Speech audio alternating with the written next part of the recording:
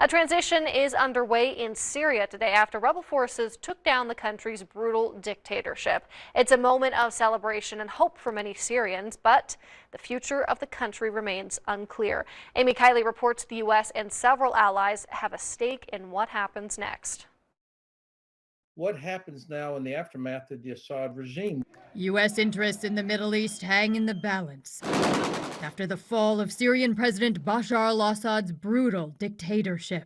Rebel forces say they control the capital city of Damascus. An official source in Russia says Assad has taken refuge in Moscow. He'll be remembered as one of the most violent rulers in response to the uprisings that started in late 2010 in the Arab world. Analysts say the overthrow of Assad helps the U.S.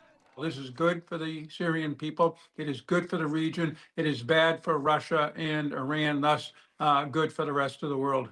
The U.S. is taking steps to prevent a resurgence of ISIS during the transition. U.S. Central Command says the American military has struck more than 75 ISIS targets in Syria. Officials also are watching rebel leader Abu Mohammed al-Jawlani. Jawlani and his movement, HTS, fought the Islamic State, and while he is officially still on the terrorist list, we haven't seen any what we would consider terrorist activities out of that movement for a good deal of time. President-elect Donald Trump is urging the U.S. not to get involved with what's happening in Syria. President Joe Biden is pledging support for regional allies. It's a moment of historic opportunity for the long-suffering people of Syria.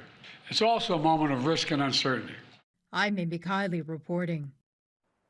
And in his victory speech, al-Jawlani told the U.S. and Israel their, quote, interests are understood in the new Syria.